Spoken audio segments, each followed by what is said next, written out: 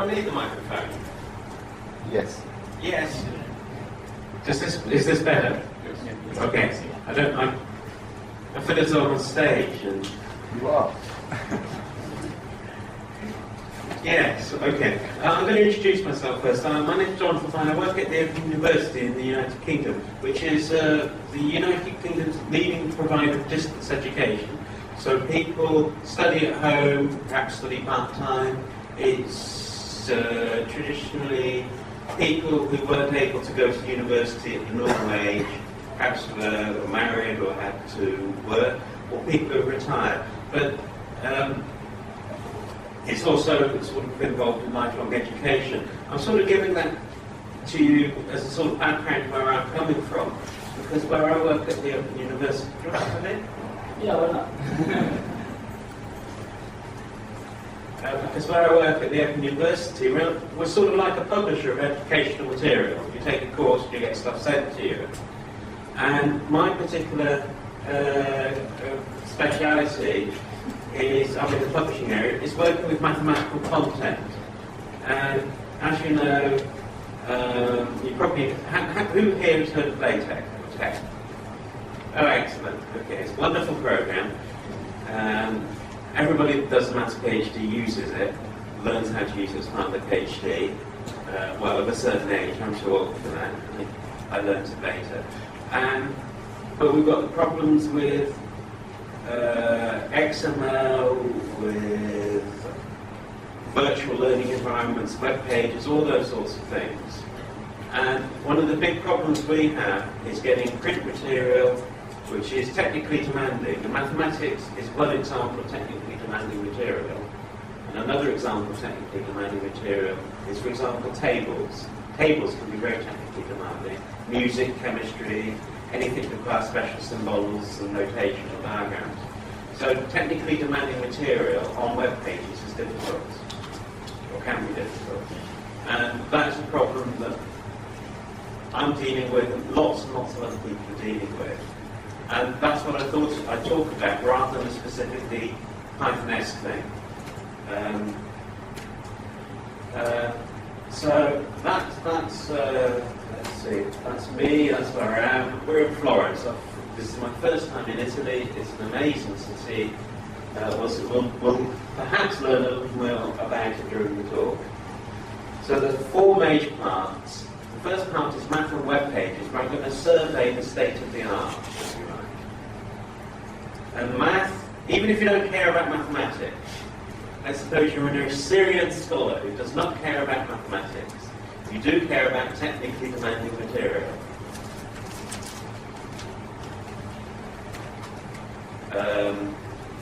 Every language has its own fonts. There are special notations, you need diagrams, it's a whole bunch of stuff. So mathematics is the typographically difficult material I deal with, but it stands for all typographically difficult material. But then I'm going to take a diversion, and I'm going to talk about print and the Renaissance. Mostly you think of the Renaissance in terms of the paintings and the sculptures and the buildings. But print was a big part of it, and I must issue the disclaimer, which is that I'm trained as a mathematician, I'm not a historian, I'll get some things wrong, but I think I'll get it basically right. I'm then going to go back to the present age and talk about the present technical problems and prospects.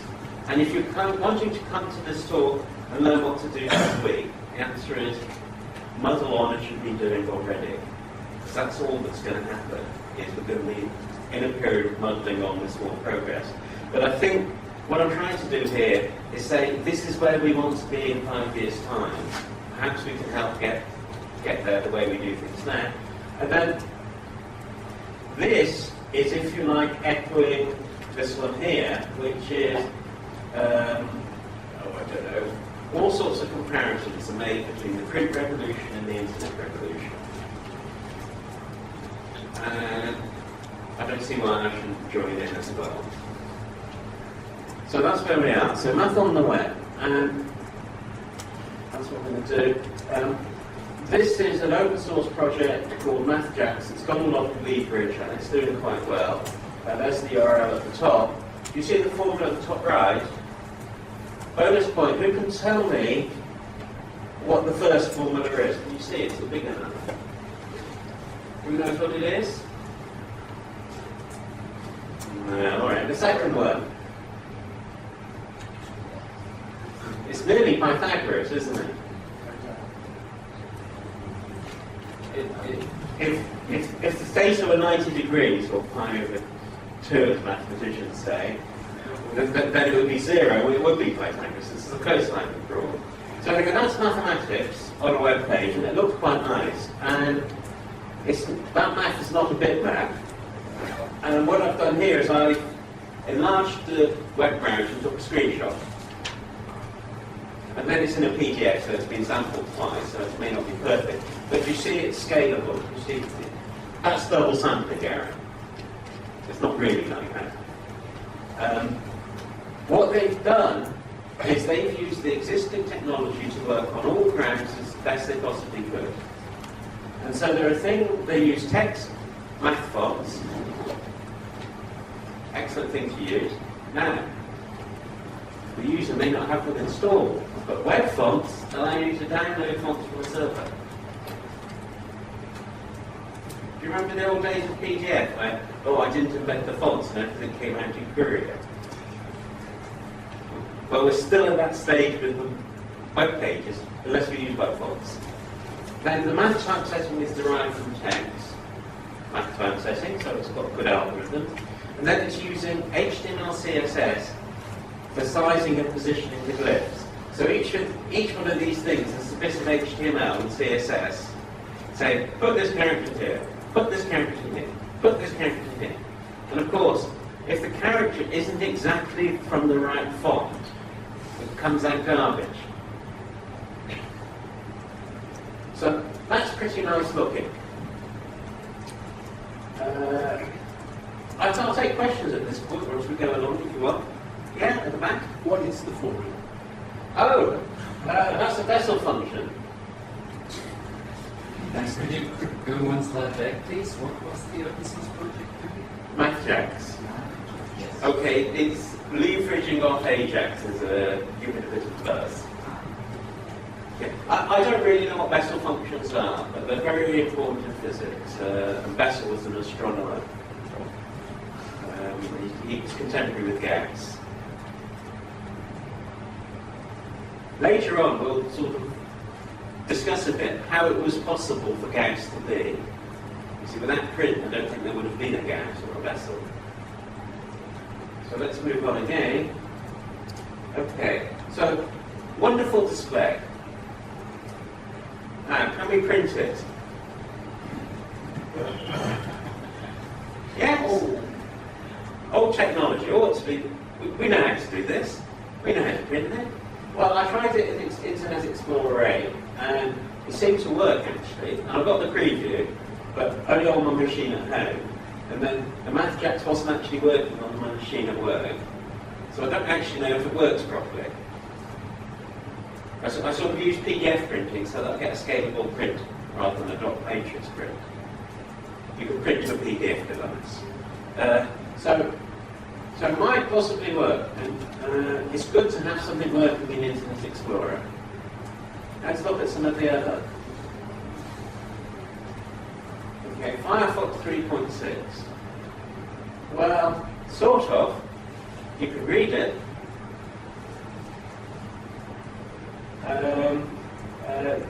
Here, these should have been nice big parentheses. They've gone a bit weedy. The fonts are a bit odd. It's sort of there. Maybe it's a... Anyway, let's try something else.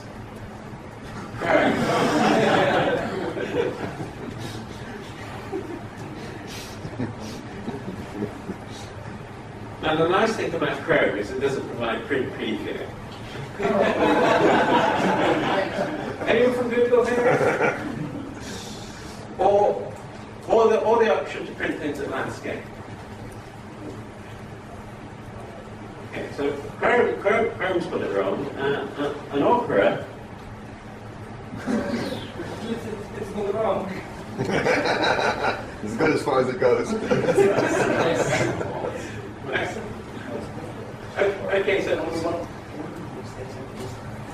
Okay, so let's stop for a little moment. What we've got, the MathJax technology gives you a beautiful display, actually displays very nicely on all the browsers I've tried it on, as long as it's working. I think the problem I had at work at the Open University was a caching problem. They're sort of, I wouldn't use it on a financial site. It's sort of not that reliable. But we've got this stuff working on the page for display, but it's not printing properly. Now the other way of doing things, of course, is to produce PDF and say, our stuff's online, we can get it as PDF. But then it's not part of the web page, it doesn't have a URL, doesn't integrate with other things, it doesn't go social. Do you see what I mean? So it's sort of two worlds and no shared linkage. Okay, now there's another way to do things, which is scalable vector graphics, which I'm becoming convinced is very important to us. So I produce scalable vector graphics here. I use tech to do the typesetting. Here's the latex I wrote. There's a program called DVI SVGM, I think it's called, that generates this. It seems to work pretty reliably. Jonathan, Yeah? do you know if it will be displayed in Internet Explorer if it's used on the server side by SVG Web? We'll get to SVG Web later. Okay. So SVG, the answer is yes, but I wouldn't do it that way. Okay, so those are scalable vector graphics. And they really do scale. They're outlined, they're using fonts, they're pretty good. How do they print? Well, actually, I don't have samples to show you. It's fine on a 3.6 Firefox. For Chrome Opera, the SVG is converted to a low-res bitmap and it uses that. It doesn't work in IE8, of course, and I've not tested it in IE9. So what we've got is we've got a motley collection of things. If we want to print, we use PDF. If we want to print to send it to a printer, you know, the traditional ones with the paper and everything, then we use PDF. We have to use PDF. It's the standard for the printing industry. If you want somebody to print it at home, we send them a PDF. If we want it to display it on a browser, we use a mixture of technologies, some of which do or don't work. But if it's a sort of dynamic thing, Web 2.0 site, what are you going to do? Oh, we've got this really interesting discussion on such and such a site, Math Overflow or something like that. I want to print it off. So you go and print it off, show it to your supervisor, so it becomes that garbage. So that's where we are. So here's the sort of conclusions. They do support it, but it's sort of patchy, it's not there yet. MathJax is a really big advance, I think. And we'll come to MathJax again and again. Web fonts are really important. If you need special symbols, you need special fonts, and web fonts is the technology to download them. Google's made a number of web fonts available for free. SVG works, IE8. Except where it doesn't. SVG print works. Now HTML, CSS doesn't work for print, but it does work a lot of places. This is the important thing and answers your question. I think of HTML, CSS as SVG emulation. MathJax has got something in it really odd that I don't like, is that it emulates, we were talking about APIs a lot, it emulates text typesetting inside the browser. Which is a nice feature to have in some circumstances, but you have to use it. You don't have any other way of using the MathJax capabilities except by that particular protocol. So, going over time here. Okay, printing and Renaissance. How many people know much about this? Who was the first printed Bible? Wittenberg. When was that? Yeah. When was Gutenberg? When did he print? Which century, yes? 14th, the year of the discovery of America, more or less. Yes. I don't remember exactly. Okay. We're going to start before Gutenberg. I'm afraid I haven't read the Divine Comedy, but it's a really important... Anyone here Italian? Yes. Yes, all right. Tell us about the Divine Comedy.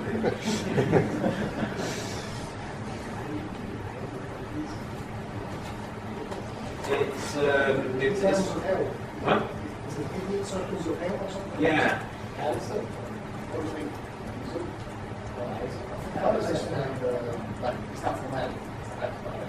But it's one of the most important books in the Italian language. Is it fair to say that he was the father of the Italian language?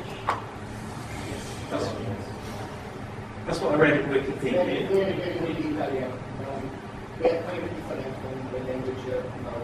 Yes.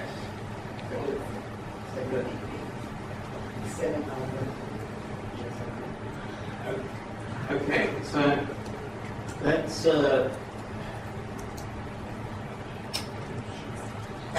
he was a very important person, but he didn't have the influence of his time that people in the 14th and 15th, in the 15th and 16th century did. So the Italian Dante Society has listed 827 manuscripts of the Divine Comedy. Now each of those is hand copied. It's like the old days of programming, where you type in the basic program from a magazine, and then you change it to the ground. So there are errors in them. They're not exact copies. Print copies are neither exact either, but at least they're all identical to each other. It's like when you have two copies of the program, they've got the same perks. The first print edition was 1472. And I'm told that I read that there are 300 copies printed and 14 survive. As opposed to 830 from the 14th and 15th century. And then do you see there's a whole flood of editions across Italy. So print arrived at Italy. There were already manuscripts of the Divine Comedy in libraries, obviously well spread, and the printer would say, I'd like to print an edition based on your manuscript of the Divine Comedy. And it happened in Mantua and Venice, in Naples and Venice, Naples again, Milan, Florence. It was just a whole business, it seemed to be, printing off. So there must have been a lot of demand for copies of the Divine Comedy, I think. And if each of those were 300 copies, and you start doing the arithmetic, you print 300 here and 500 there, and you've got half a dozen printers, and pretty soon you've got 5,000 copies, or 3,000 copies. We've got less than 1,000 surviving manuscript copies. So in this period of time, we've got this sort of confusion. And then here's something really important, which is these manuscripts were all over the place. Now, I think in the political conditions in Italy at the time, you wouldn't be able to get the manuscripts from all the different libraries together in one place to compare them. But you'd be able to get the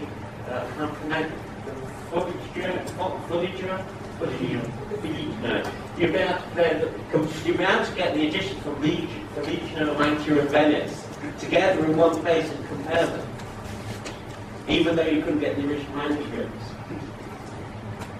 Yeah? You trust a copy of a book, but not the manuscript. So there's already a big change happening here, and it gives Dante much bigger circulation. Questions? It was sort of the internet of the age, and then that's the cliche. It's just hard. What's hard to do?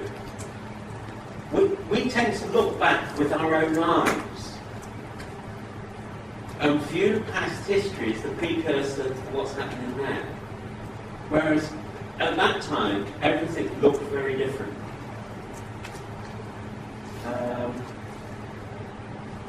So we've got that. Oh, yes, pictures. So both from Wikipedia, this is, it's actually recognisably modern, I think.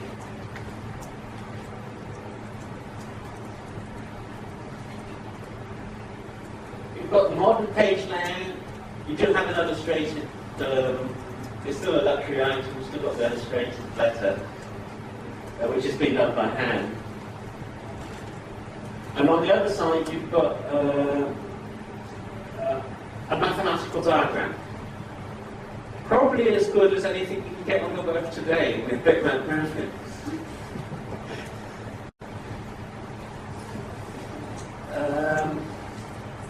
And you've got the nice, bright, justified margin at the end, which is very hard to do as a scribe.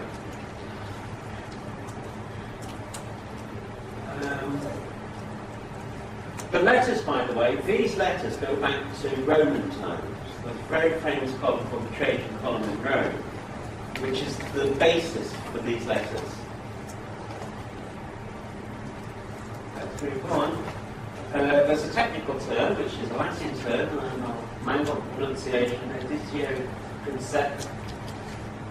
It's the first printed edition of something. First printed edition. It's a very important event in scholarship and history and everything else like that. So let's have some. So we've got the Bible, Augustine's Confessions, Euclid's Elements, Venice, Aristotle. Now this is an enormous change, because if you were a scholar, you could have your own copy. Previously, you'd have to make your own copy. Can you imagine what it was like before the photocopy, when you wanted a copy of somebody's lecture notes? It's like that. This man, Aldous Manutius, the inventor of Aldous page making for people of a certain age, is very, very important. Euclid's Elements in Greek. So, a lot of activity going on here.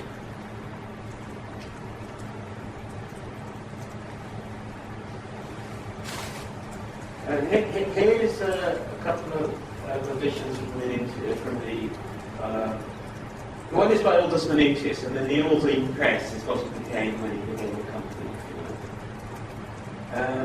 They're both actually the same printing, but one of them has been illuminated for a gentleman to go into a Grand Ducal library, and those are more common editions, you see. They're both the same, they're not the same book, but they're both printed in the same way. It's just that one of them has subsequent work done on it.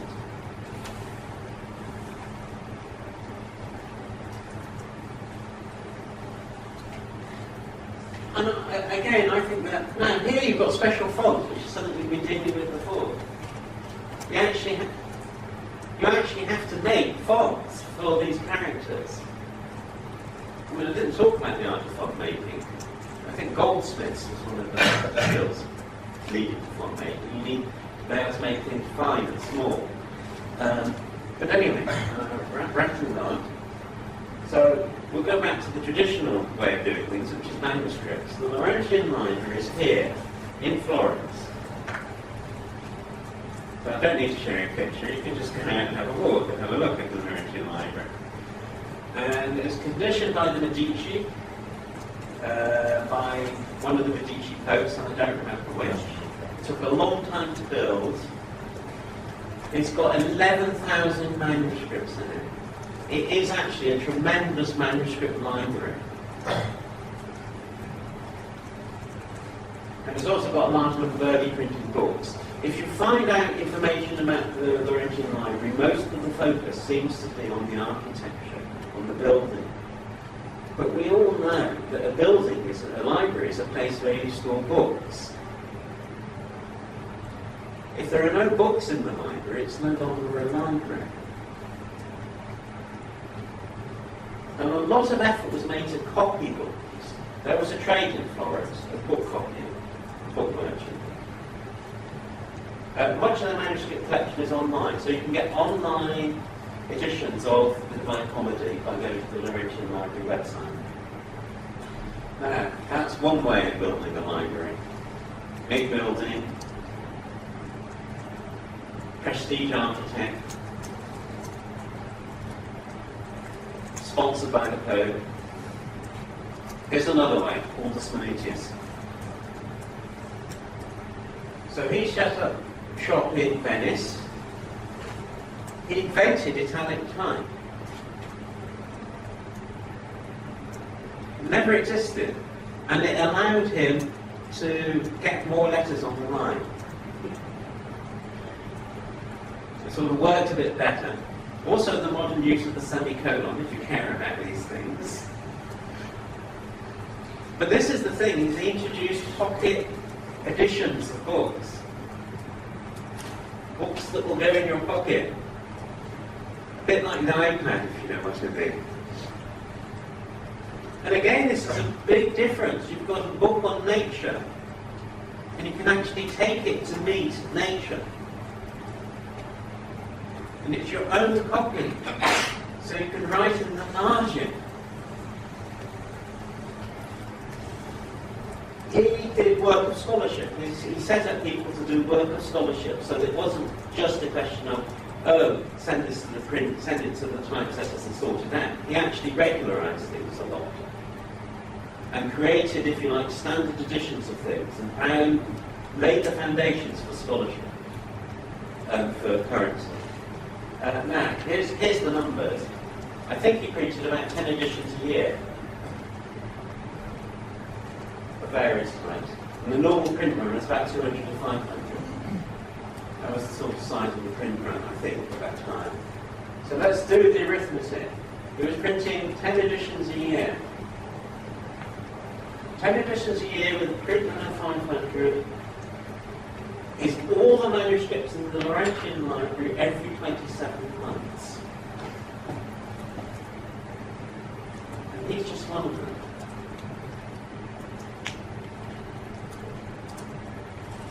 So that meant that you could buy a book without having to be a Venetian, without having to be a rich merchant, simply by being a scholar. And you could correspond to with another scholar who had exactly the same book.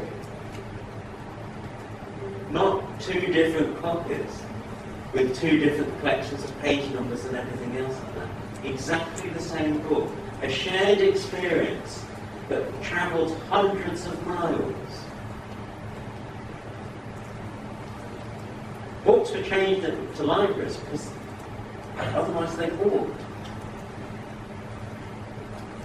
Okay, so I've got 15 minutes left. What we've got? Technical problems and prospects. Back to the present age. Any questions from the previous one? Okay. We can think of SVG as a substitute for PDF. It's PDF, what PDF should be on web pages. That's the way I think of SVG, or rather that's the way I think of PDF on PDF online media. PDF, SVG is PDF for web pages. So why can't I publish my slides actually as part of the web page, not as a sort of flash plugin, but actually as part of the page? With all the HTML5 stuff saying video and everything else like that is part of the page. So why can't we make the slides part of the page? And we can emulate it, which is Reinhardt's question. We can emulate it. I've done a sort of DVI to HTML translator, proof of concept, sort of long weekend's work, which sort of works. It works enough to know that it works enough to know that it will work properly if you do it properly and handle all the details. So emulation for the browsers that they were supported is a really important feature for going forward. And the other thing is Flash. So Google have done things that emulate SVG, the dynamic parts of SVG using Flash. And they've done a really good job of it, I think. And it does display, I've got examples, I've done examples at work, where I've taken a whole printed page, translated it into SVG, and then it displays in the web browser as Flash, using Google's kit. Of course, it's not characters, and it doesn't print, but it displays. And it's scalable. Okay, now the third technology, I think, is that TeX is the open source typesetting program par excellence. It predates Unicode, so unfortunately it doesn't support Unicode. LaTeX is a large and complex front-end to TeX. My rough attitude is provide something with the same interface, but don't try and use something more modern. I'd like to see Sphinx, which I think has got a tremendous future.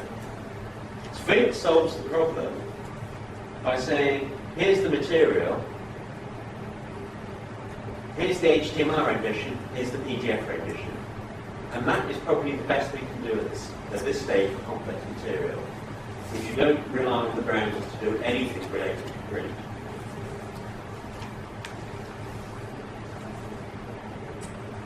So,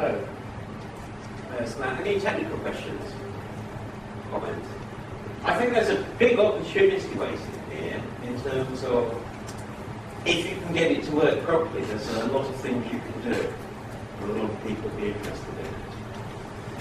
I mean, this problem of integrating print and web technologies is a really important one. Okay, so new media and being human. What does being human mean? Well, it's not enough to be born human, though it's a very good start. You develop in your environment. Part of being human is being developed in your environment. And a human being born in one environment becomes one person, and a human being born in another environment becomes another person.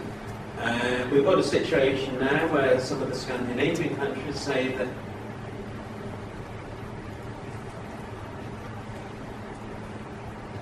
being connected to the internet, having internet access, is a basic human right.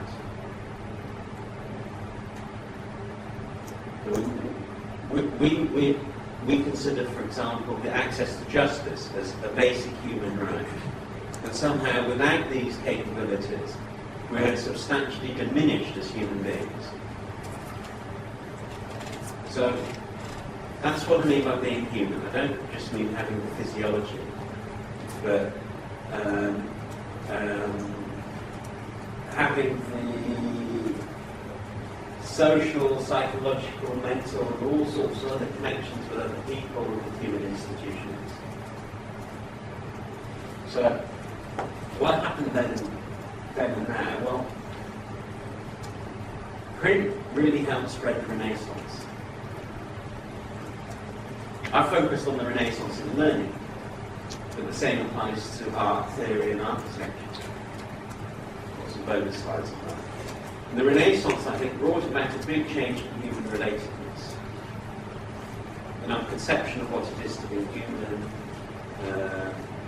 in the spirit of the time, if you like. So the internet is another big change, and the question is, what change in human relatedness? I don't mean that we can do broad. I don't mean Skype. Skype is the best telephone. That's not the sort of change in human relatedness I'm talking about. It's what we expect and what we give to other people, the way we conceive of ourselves. There's possibly some sort of change similar to the Renaissance going on there. And here's some comparisons. The Laurentian Library. Is that a server farm today? Are the server farms of today the equivalent of the libraries with the dean sheets? research acting as a librarian. And this is sort of off topic, but I think it's quite interesting. One of the big changes I think that's really taking place now is, it's not Facebook. Facebook is one example. It's the large-scale personal publication. So whenever you contribute code to an open source project, whether it's your own or somebody else's, you're personally publishing something. And maybe 50 or 100 or 300 people will download it. And that's the number of people that got the first printed edition of the Divine Comedy. So, and then there's commercial change taking place. Open source software is in some sense big business. There's... Okay, I think mine is 10. Does that mean I should stop talking in 10 minutes? Or total? Oh, that doesn't include questions. Okay. Oh, I've got plenty of time. Okay. I think we should open up for questions a bit, or comments or contributions. I have a question about the Sphinx. Yeah. Is it something that runs on the server? No. Oh, sorry. I shouldn't explain what Sphinx is. Sphinx was... I'll give you a slightly long answer, which was that there was a language called Perl, and it's still here, and there was a very nice Perl hack called text to HTML that allows you to take your tech documents and shovel them onto the web page, because that's what somebody wanted.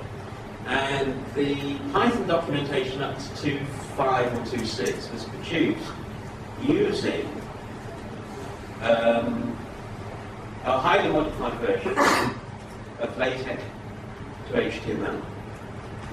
And at that time, the print authoring was, I think, primary. So you produced printed documentation. I printed some off, actually. Put them back up at home. The Python had print documentation and so-so HTML documentation. And Sphinx was a project by George Randall and others, whose purpose, I think, was to really move that forward. And they used what's called restructured text, which is a markup language that's quite Python-friendly. And they were fairly neutral until late in the talk chain as to what the output was going to be. Most LaTeX documents are print-centric. So the Python library standard documentation is produced using Sphinx. And it's got a lot of good features. And it produces multiple outputs. So it can produce Microsoft compiled help files, and it can produce LaTeX code, which you can then typeset with LaTeX. Does that answer your question, I think so. Any more?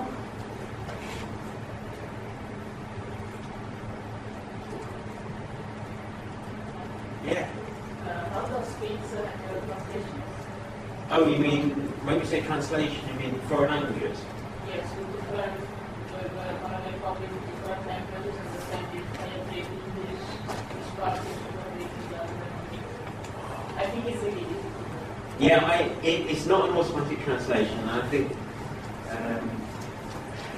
we receive these things which are multilingual, and you have sort of get the languages wrong, and I'm going to insult somebody, but you have the corresponding paragraph, you have 15 words for English, and you have an enormous amount for another language. I don't think you can translate. Sphinx doesn't provide support for translation. I think it's provides support for internationalization. I'd be surprised if it didn't do that.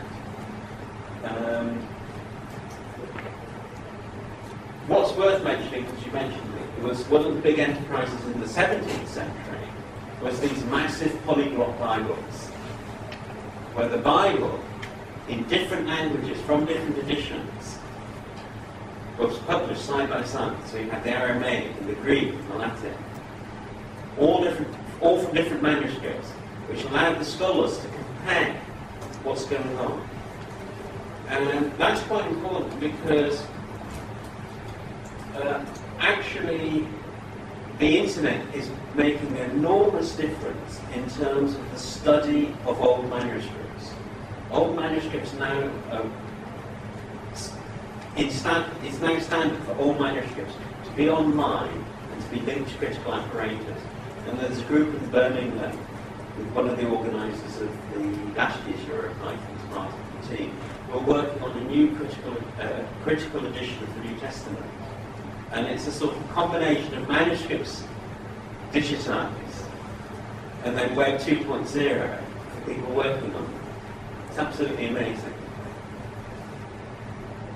Whereas the Chicago Oriental Institute has just finished its Assyrian Dictionary, which is a print thing available as PDF.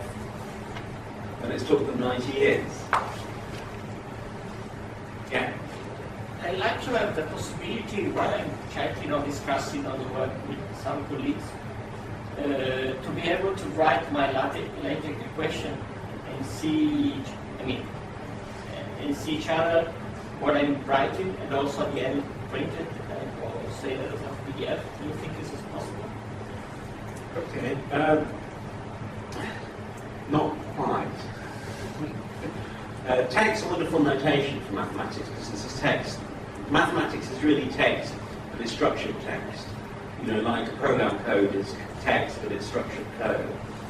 I wrote something called MathTran, which is www.mathtran.org, which makes high-performance typesetting as a available as a service. Sort of people are using it a bit.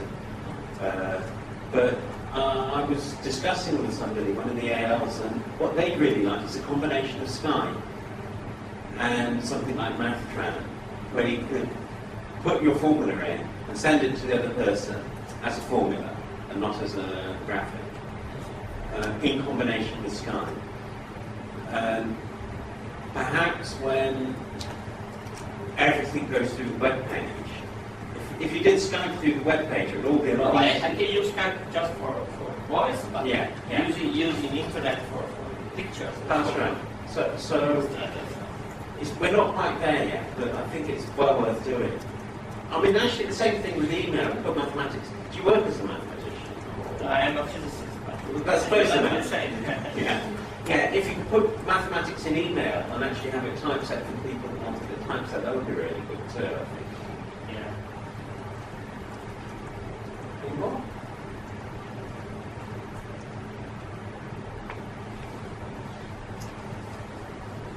I've got some bonus slides. Bonus slides.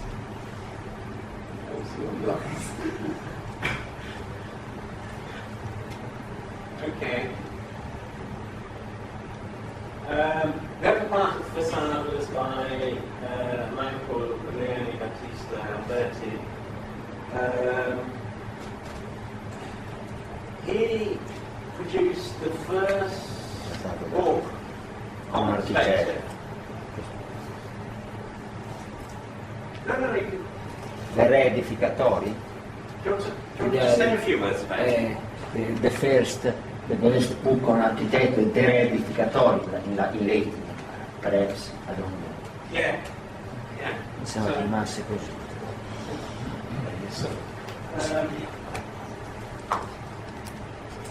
So to produce something like this that looks in a particular, that presents a view in all these different aspects, design something that looks correct in different aspects. Do you see what I mean?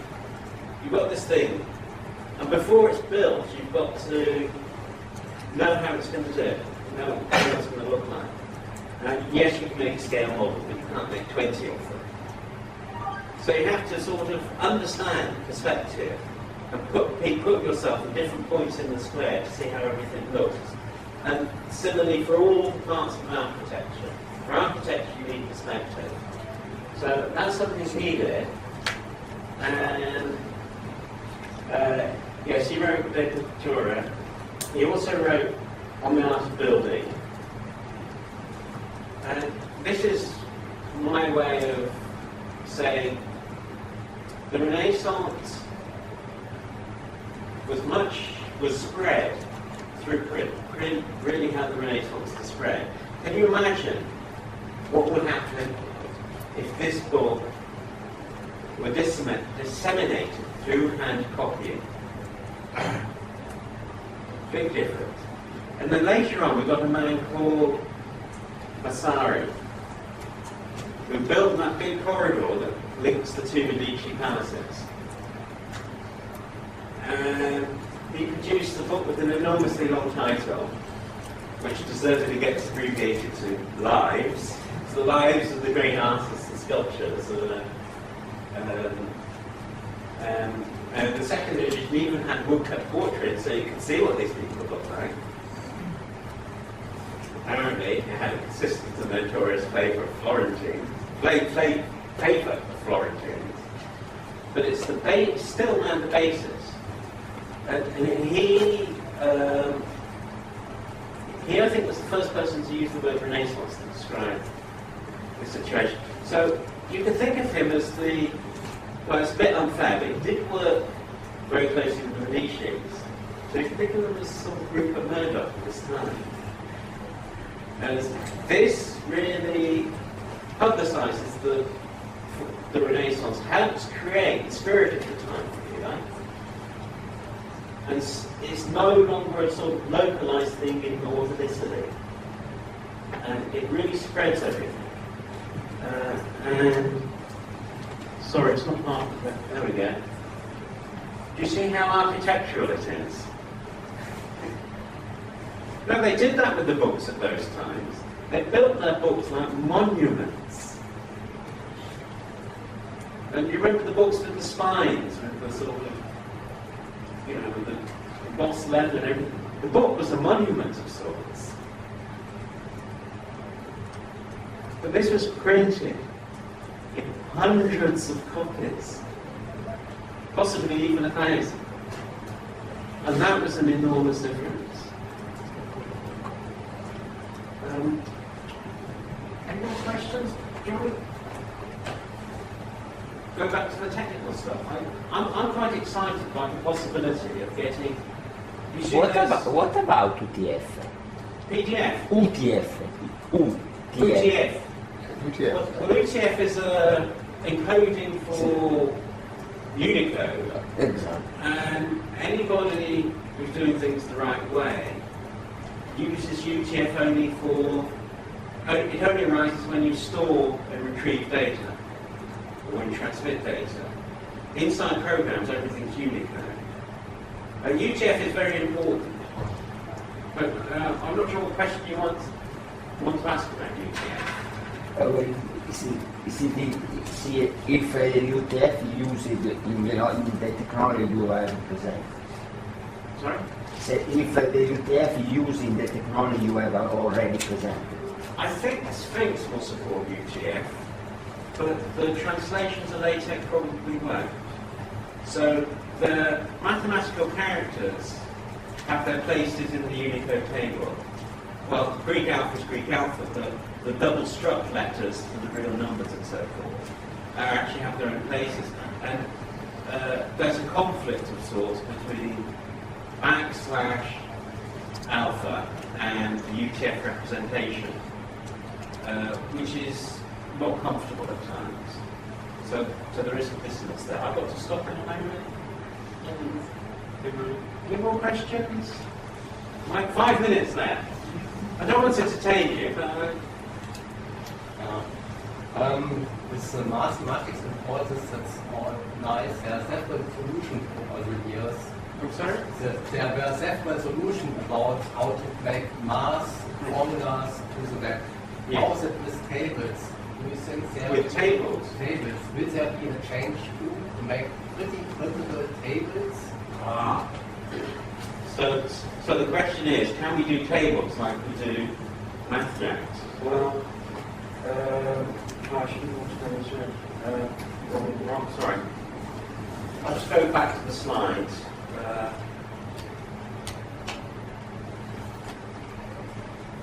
So that's the formula we saw, and that's what it looks like.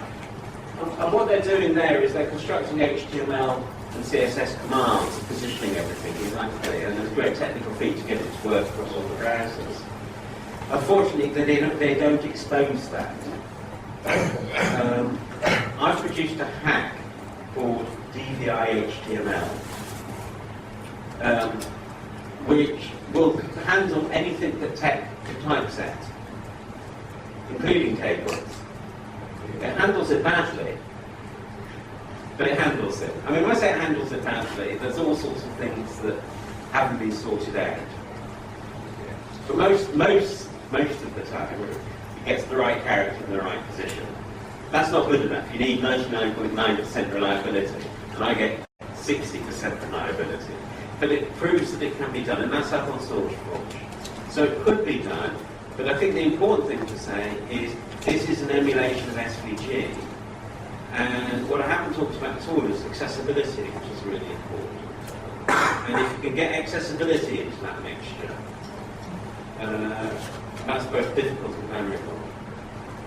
Yeah. I have one from us that's kind of unrelated to this. It's a practical point. I have a T-shirt from Sam. The T-shirt has a mathematical formula on the back. Yeah.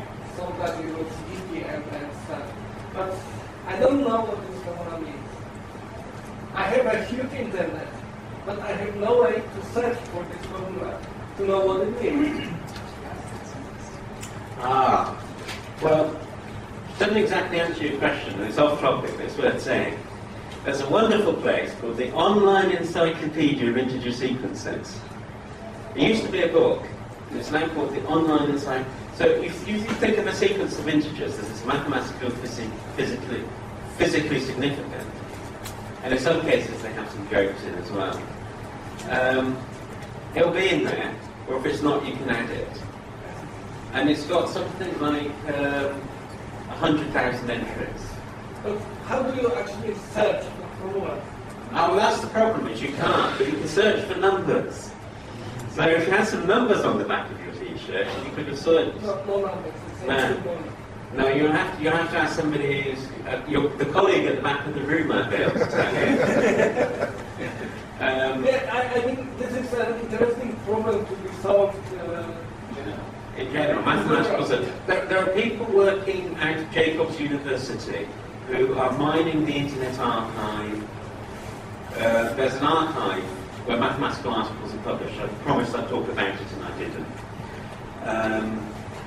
Where many important mathematical papers and some of my own go. And these people are trying to do data mining on it. So there are people working in data mining of mathematics based upon tech notation. Whilst on the subject of T-shirts, the best one is, on the front, it says, "Let there be light." And on the back, it has Maxwell's equations. Yes.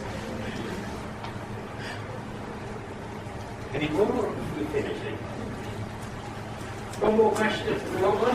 Yes, no?